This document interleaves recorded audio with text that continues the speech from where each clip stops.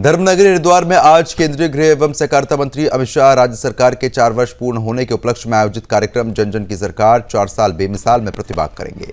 निर्धारित कार्यक्रम के अनुसार गृह मंत्री हरिद्वार के बैरागी द्वीप स्थित बैरागी कैंप में आयोजित विशाल जनसभा को संबोधित भी करेंगे।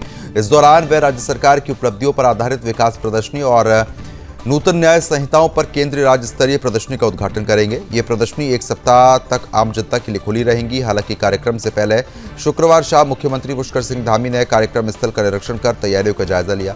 मुख्यमंत्री ने अधिकारियों से जनसभा स्थल, मंच, प्रदर्शनी क्षेत्र, पार्किंग व्यवस्था, सुरक्षा प्रबंधन, यातायात व्यवस्था, पेयजल और विद्युत आपूर्ति सहित सभी मूलभूत सुविधाओं की विस्तार से जानकारी ली। इस दौरान उन्होंने निर्देश दिए कि कार्यक्रम के सफल और सुव्यवस्थित आयोजन के लिए सभी व्यवस्थाओं का वरिष्ठ अधिकारियों द्वारा अंतिम परीक्षण कर लिया गया है ताकि आमजन को भी कोई दिक्कत ना हो।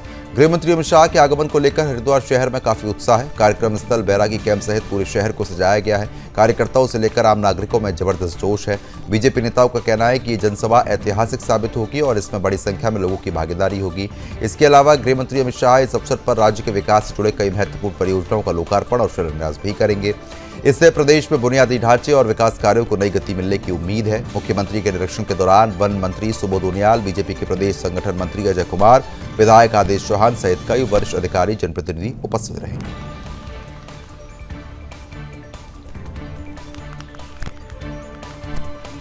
और इसी बीच ब्यूरो चीफ उत्तराखंड कृष्णा कुमार हमारे साथ जुड़ चुके हैं अपडेट देने के लिए। कृष्णा, जिस तरीके से धामी सरकार के 4 साल का उत्सव मनाना जो है वो यहाँ पर अब देखने को मिल रहा है और इसी बीच केंद्रीय गृह मंत्री भी यहां पर पहुंचेंगे, तमाम तैयारियां चल रही हैं, क्या अपडेट है कार्यक्रमों को लेकर?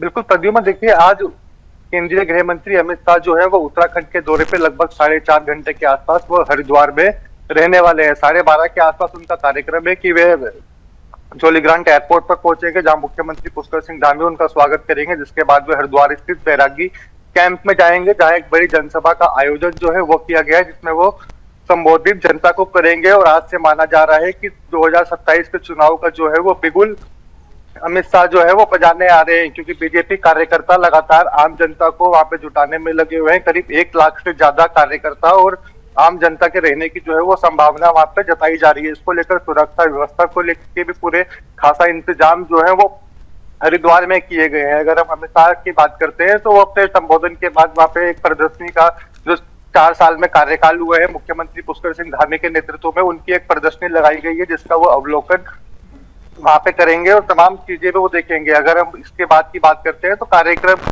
के बाद वे उत्तराखंड को एक बड़ी सौगात भी देने वाले हैं। लगभग 427 करोड़ की परियोजनाओं का वे लोकार्पण और शिलान्यास जो है वो करेंगे। और उसके बाद भारतीय जनता पार्टी की हम बात करते हैं तो उनके लिए भी एक बड़ी खबर आज रहने वाली है, क्योंकि इन पूरे कार्यक्रम के बाद अब अमित शाह जो है वे लगभग 4 बजे एक हरिद्वार की निजी होटल में लौटते वक्त कोर कमेटी की बैठक भी लेंगे भारतीय जनता पार्टी की, जिसमें सभी की निगाहें जो है वो काफी ज्यादा तेज हो चुकी है। क्योंकि अब से कुछ समय पहले ही जेपी नड्डा जब देहरादून दौरे पर आए थे, उन्होंने भी कोर कमेटी की बैठक ली थी। तो 1 महीने में ही ये दूसरी कोर कमेटी की बैठक जो है वो भारतीय जनता पार्टी की होने जा रही है, जिस पर सभी की निगाहें जो है वो टिकी हुई है। क्योंकि 1 साल से भी कम अब समय रह गया है 2027 के चुनावी मैदान में जाने के लिए, तो इसलिए लिहाजा भारतीय जनता पार्टी अपनी कमर कस रही है और कई दिनों से जो प्रयास लगाए जा रहे हैं मंत्रिमंडल में फेरबदल और दायित्वधारी को बांटने की जो है वो कई कवायद चली आ रही थी, लेकिन अब देखा जा रहा है कि कोर कमेटी के बाद कहीं ना कहीं भारतीय जनता पार्टी के कार्यकर्ताओं के लिए भी एक बड़ी खुशखबरी आ सकती है।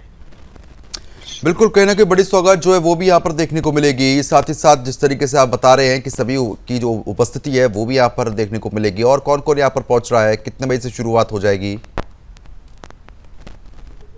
बिल्कुल, देखिए लगभग मैंने जैसा बताया कि 12 बजे के करीब अमित शाह जो है वो देहरादून के जौलीग्रांट एयरपोर्ट पर पहुंचेंगे, जहां मुख्यमंत्री पुष्कर सिंह धामी और भाजपा के वरिष्ठ नेता उनका वहां पे स्वागत करेंगे। उसके बाद वे लगभग 1 बजे से पहले वे हरिद्वार के बैरागी कैंप में पहुंच जाएंगे, जहां पे लगभग 1 लाख से ज्यादा जनता का जो है वो जमावड़ा वहां पे अभी से लग चुका है। जनता इंतजार कर रही है अमित शाह जी को सुनने के लिए कि क्या वो अपने संबोधन में आज क्या कहेंगे और क्या क्या बड़ी सौगात वो उत्तराखंड को आज देने जा रहे हैं। क्योंकि 4 साल धामी सरकार के जो है वो एक ऐतिहासिक रूप में मनाए जा रहे हैं। आने वाले समय में देखना होगा कि अमित शाह और उत्तराखंड के फ्यूचर को लेकर 2027 से पहले क्या क्या उत्तराखंड को सौगात देते हैं।